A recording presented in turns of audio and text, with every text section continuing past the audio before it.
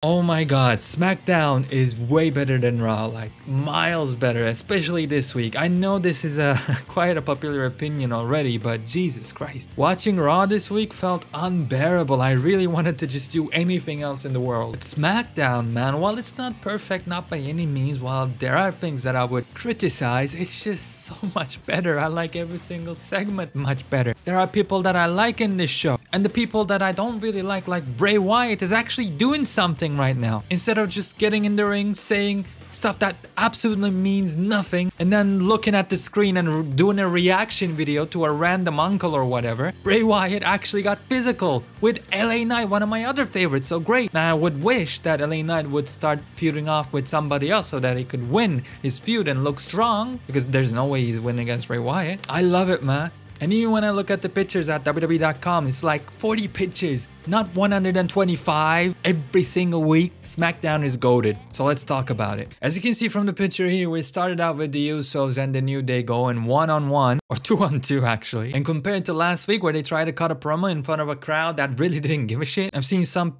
people blame the crowd. Sure, they were bad, but the promo itself wasn't that great either. But the whole situation could have easily been more ideal. Well, this situation was ideal, and I've got what I've expected from this match. It was a fun match, good while it lasted, good action, close calls, but at the end of the day, the Usos pick up the victory. I don't even know how they did it. Did they do it dirtily? I'm not sure. Doesn't matter. They kinda didn't have too much trouble actually winning this match, yeah. But still, the New Day put up a worthy fight. They've lost this, so they have pretty much lost their record. Not as of yet, but it's a given at this point. And I'm really wondering what they're going to do with Xavier Woods. Really wondering what they're going to go do with Kofi. The New Day, is it going to continue now? Will they split up? Not by betraying each other, but by deciding, just like back in the day, how Team Hell No did. Maybe Xavier can say, you know what, I'm gonna go for the Intercontinental Championship and get destroyed by Walter. So let's just leave New Day on the side for a little while. Well, we'll see. Then we had Shinsuke Nakamura come out for the first match of the World Cup, which is a great idea, by the way. The winner gets to go for the Intercontinental Championship. Awesome. Really love what Triple H has been doing with the Intercontinental Championship so far. Now, Shinsuke, I love the color of his attire because it's, you know, Bruce Lee, Kill Bill, a lot of things that I like. This color reminds me of, so that was cool. But it was quite obvious that he was going to lose this match to his opponent, and I think that's the right thing to do anyways. Legado del Fantasma came out with Zelina Vega. Santos Escobar was obviously the singles competitor here, and they look legit. I hope the crowd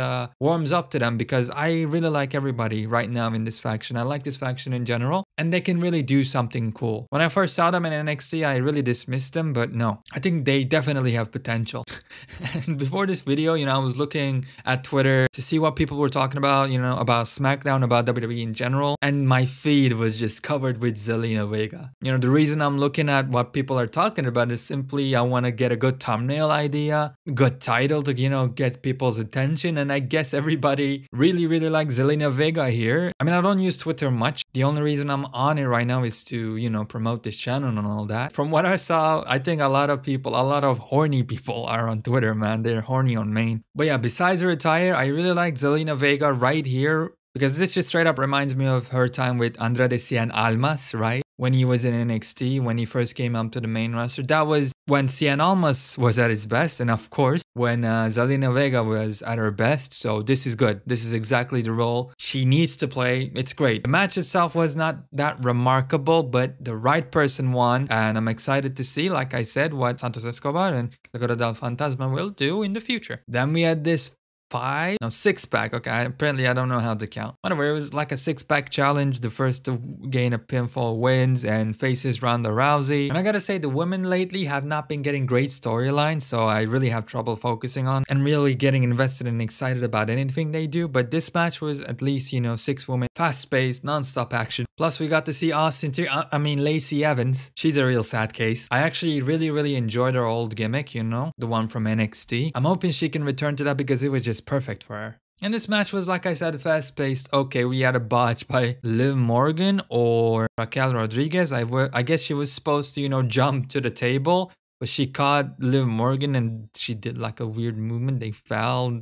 Just like the spot, you know, they fell flat. And yeah, then we had the match and with Shotzi picking up the victory. Obviously a transitional opponent. That's how I feel at the very least, unless Shayna Baszler betrays Ronda Rousey, which I don't think is gonna happen anytime soon. Maybe towards WrestleMania, maybe. I'm not saying it's impossible, I just feel like it's too early, meaning that, well, glad you won, Shotzi, but you're getting your arm broken. Then we had Jinder Mahal come out and he looked legit for the first time ever since 2017 or something like that. Vince completely forgot about this guy. But yeah, he used to be a WWE champion, believe it or not, and he reminded us of that, and the commentary did as well. Braun Strowman came out, took a bunch of bumps at the beginning for Jinder Mahal, but then he took the offense back in his hands and he powerbombed or stole Wardlow's gimmick and ended the match, which is nice because this is now signaling towards Gunther versus Braun Strowman, which is something I can see working, because I thought Omos and Strowman may have been bad to not the greatest wrestlers. They're giants as well, which is, you know, a recipe for disaster. But if that worked out, Braun Strowman versus Gunther could actually be fun. And on paper, you know, it's something attention grabbing, so we'll see where it goes. But yeah, this was also a World Cup match. If you're wondering why I'm talking about Gunther versus Braun Strowman. There you go, poses for the victory. And then we had Hit Row. One of the worst things to ever happen to professional wrestling. Well, not Hit Row, but I don't even remember his name. I remember B-Fab. I remember Ashante the Adonis, which is not an easy name to remember, but Top Dollar, there you go. He's the worst thing ever.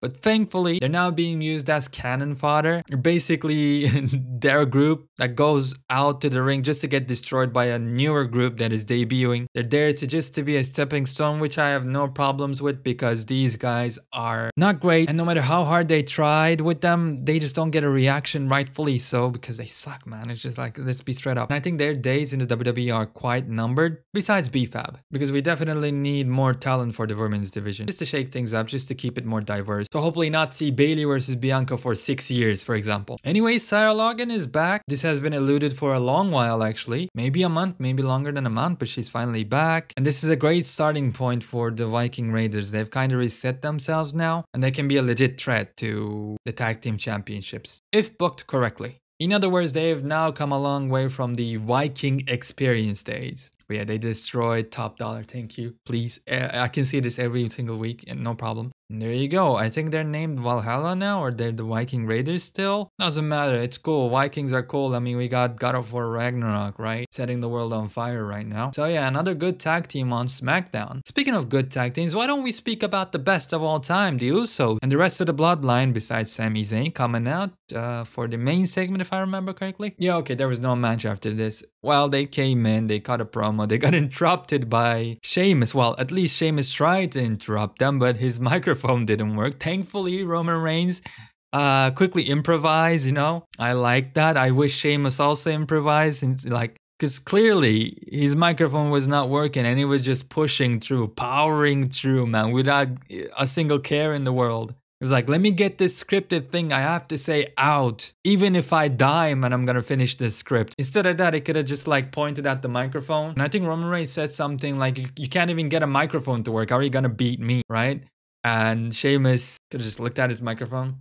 You know what, fella, you're right, and just threw it and just ran into the ring like that instead of trying to continue the promo, but it just added to the comedy for me. And they went in there and they battled and there was chaos. And then Drew McIntyre came out and destroyed Solo Sikoa with a clothesline. A nice call back to the fact that the whole reason Drew McIntyre isn't the Undisputed Universal Champion right now is Solo Sikoa himself. So I like that a lot. But this seems to be a setup for Survivor Series War Games. And I mean, the bloodline is pretty solid as far as in-ring wrestling goes. Drew McIntyre is pretty good. Sheamus, he's been having banger after banger after banger.